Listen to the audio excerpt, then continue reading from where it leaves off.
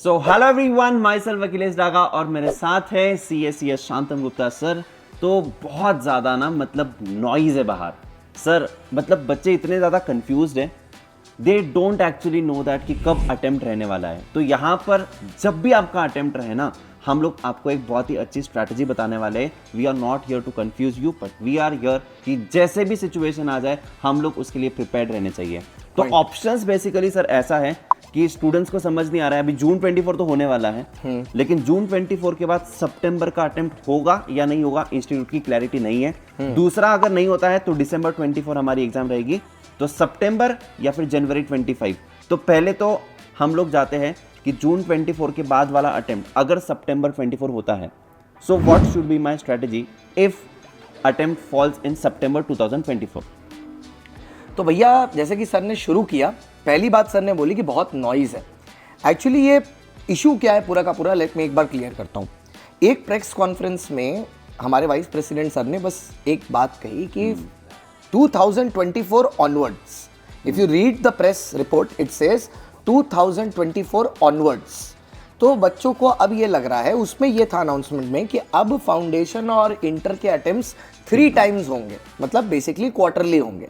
तो फाउंडेशन का अटेम्प्ट पढ़ने की बात है ऐसे कि एक जून का, जून सितंबर और उसके बाद आने वाला है जनवरी। तो अभी बच्चे के दिमाग में एक सबसे बड़ी कंफ्यूजन है कि जून तो होना ही है, क्या सितंबर का एग्जाम होगा या नहीं होगा। तो चलो मैं पहला एस्पेक्ट ये लेके बताता हूं आपको कि let's say September happens, then what should be your strategy? Because if September happens, then the next exam will happen in January and not in December. तो अगर आज जो क्लास 12 का बच्चा पास किया है, ठीक है, और वो सोच रहा है सीए के बारे में, तो उसके पास पहला ऑप्शन तो सर जून वाला था, जो कि उसने ऑब्वियसली मिस कर दिया होगा, तभी वो ये वीडियो देख रहा है। करेक्ट। या तो उसने ये सोच लिया होगा, वो वाले जो बच्चे होते हैं ना जो स्टार्टिंग में जोर से हाँ सी और 12 साथ में कर लेंगे, और फिर बीच में 2-3 महीना छोड़ दिया और अब सोच रहे हैं अगला नेक्स्ट अटेम्प्ट करेंगे। तो मैं उस बच्चे के बारे में बात कर रहा हूँ। From today how many days that you have? अप्रैल है, मई है, जून है, जुलाई है और फिर अगस्त है। You have 4 months approximately. तो सर आपके पास तो नो टाइम टू वेस्ट है। करेक्ट। आप भैया आज ही से उतर जाओ फील्ड में और आज ही से अपनी पढ़ाई शुरू कर दो। अब आपका नेक्स्ट क्वेश्चन आएगा, is 4 months sufficient? It's not less, I won't say it is more, I will just say it is not less. Definitely 4 महीने में तो हो ही सकता है, एकदम आराम से हो सकता है। बट फिर सर वही बात है, अगर मैं ये बोल दूंगा ना कि बहुत आराम से हो जाएगा, तो फिर बच्चा क्या करेगा, आप तो सर ने बोल दिया, आप रिलैक्स करते हैं, 30 दिन और छुट्टी काट लेते हैं। तो भैया आपको आज से शुरू करना, ठीक है, आप अपनी पढ़ाई आज से शुरू कर दो। आप उठा लो 2 सब्जेक्ट्स एकदम तुरंत, जिसको बोलते हैं अकाउंटेंसी और मैथ्स, और भैया उसको शुरू करो। और अभी से 3 दिन 4 दिन बाद आप उठा लो लॉ और इको। सर आपने एक साथ चारों सब्जेक्ट क्यों नहीं बोले? क्योंकि भैया होता क्या है, जब हम लोग ज्यादा पेस में शुरू करते हैं ना, जब गाड़ी बहुत जल्दी निकलती है तो उतनी जल्दी शांत हो जाती है। तो हम चाहते हैं आप 2-2 करके शुरू करो, ठीक है। और इसी दौरान आप ये भी देखो कि हम लोगों को भी ये आपकी प्रॉब्लम समझ में आती है। इसीलिए ना आपके 12th के एग्जाम के ठीक 1-1.5 हफ्ते बाद ही हमने अपने बैचेस प्रोग्राम किए हैं।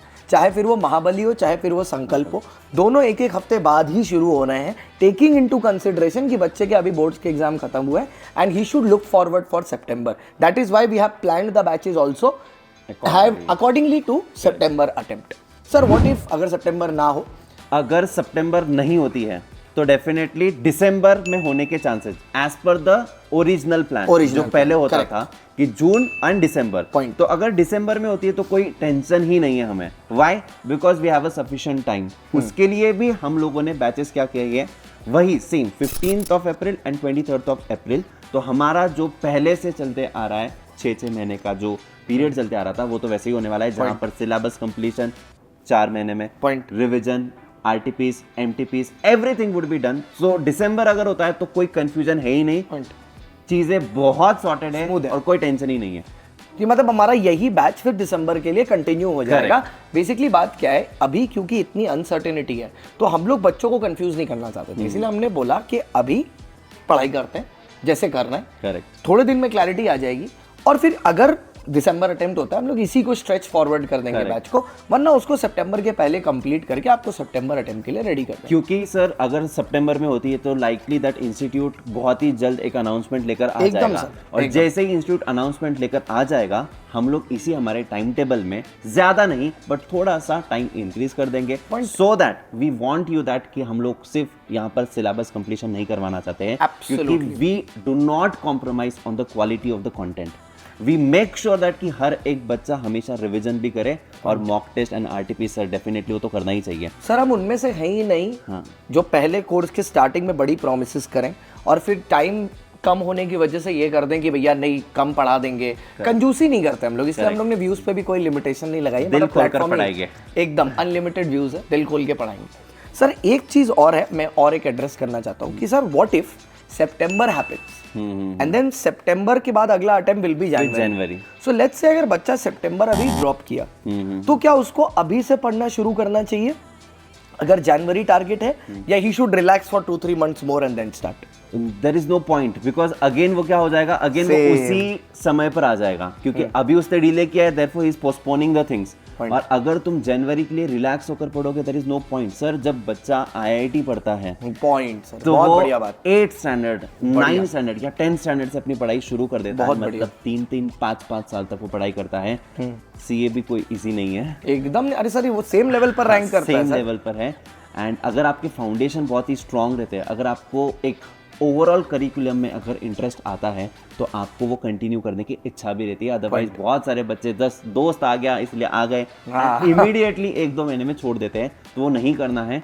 You have to enrol immediately even it's your January 25 and just don't think of passing, क्योंकि सर तो इंस्टीट्यूट 300 प्लस हमें लाने हैं एग्जैक्टली, और हमें पास नहीं होना हमें ये समझ में आता है अनअकैडमी पर, हमें ये समझ में आता है कि इंस्टीट्यूट के साथ हम लोग चलते हैं, we are not against ICI, we are with ICI. तो हमने अपने जैसे देखा कि आईसीआई ने फाउंडेशन का करिकुलम थोड़ा सा ट्रिकी किया, उसका एस्पेक्ट क्या था, जो अभी सर ने बोला कि दोस्त आ गया तो मैं भी आ गया, इसलिए उन्होंने फाउंडेशन को ऐसा ग्रूम किया है कि अगर, और ये टैगलाइन है प्रेसिडेंट सर की, कि अगर आपने फाउंडेशन क्लियर कर लिया तो आप सीए बन के ही निकलोगे इस कोर्स से।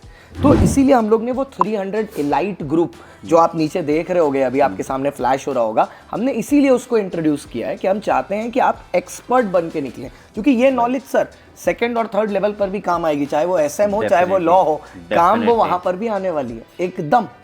अच्छा सर एक लास्ट चीज मैं यहाँ पर बोल के क्लोज करना चाहता हूँ। अब जो बच्चा है जो अभी 12th में घुसा, न्यूली सेशन चालू किया, ठीक है, और उसका एकदम प्लान क्लियर है, and this is the type of student that I was, that is why I was able to score rank in both CA and CS. बच्चा पहले ही क्लियर है कि भैया मेरे को सीए करना है, तो उसके लिए अगला अटेम्प्ट सर मई जून वाला पड़ेगा, मई वाला, मई जून वाला, मई या जून 25 वाला। तो सर अनअकैडमी पर भी तो वो 15 महीना का अभी से पढ़ाई शुरू कर सकता है, और 2 बैचेस उसके इस पीरियड में हो जाएंगे, पढ़ना भी हमारे साथ, रिवीजन भी हमारे साथ, तो उसको वेट करना चाहिए कि अभी शुरू करना चाहिए, क्या बोलते हो? He should start that, because बहुत सारी जगहों पर ये एनुअल जो कॉन्सेप्ट होता है ना, एनुअल, जहां पर हम लोग 12th के साथ साथ ही पढ़ रहे हैं, because what happens is, I will tell you कि सीए फाउंडेशन करते करते जो 12th होता है, तो 12th में हमारे सब्जेक्ट्स और सीए फाउंडेशन के सब्जेक्ट्स दे आर कॉमन है, and 60 to 70% of the syllabus is same. तो मतलब उससे क्या होता है कि इंटरेस्ट भी डेवलप होता है, और पता है ये हमने देखा है, ये मैंने तो 11-12 भी कराता हूँ, तो मैंने देखा है ये चीज कि बच्चा जब सीए साथ में इंटीग्रेट करता है ना, तो उसकी 11-12 की भी परसेंटेजेस बढ़ जाती हैं, राइट, इट इंक्रीजेस इवेंचुअली, क्योंकि क्या है ना उसमें सीरियसनेस आती है, वरना क्या है रोज तो वो कॉमर्स में सिर्फ सर 11-12 पढ़ेगा तो आपको ही पता है टाइम पास करने लगता है, टाइम पास करने लगता है, क्योंकि उसके पास ज्यादा करिकुलम नहीं है, उसको पता है वही बोर्ड में आना है, वही प्री बोर्ड में आना है, वही फाइनल बोर्ड में आना है, तो बाद में पढ़ेंगे। तो सीए स्टार्टिंग में रहने से एक सीरियसनेस डेवलप होती है, ओवरऑल कल्चर, पर्सनैलिटी डेवलपमेंट होता है। तो आई गेस सर आज हम लोग ने बच्चों के काफी सारे डाउट सॉल्व कर दिए, बाकी सर आते भी हैं तो कमेंट में डाल देना है, हम लोग दोनों की लाइनें सेम होती हैं, कमेंट में डाल देना नीचे, क्योंकि हम लोग दोनों हमेशा कमेंट्स को रिप्लाई करते हैं। तो भैया ये दोस्ती भी बरकरार रहेगी, और इसी तरह आपके लिए कंटेंट भी इसी चैनल पर आते रहेगा। अब लाइक करने मैं बोलूंगा, सब्सक्राइब करने सर बोल देंगे, बोल दीजिए, और कमेंट भी कर देना, हम दोनों कर देना। और सर एक चीज याद रखना, जाने से पहले 50% ऑफ का फायदा उठाना ना भूलना, क्योंकि इससे सस्ता और अच्छा कहीं नहीं मिलेगा। Thank you so much for watching guys.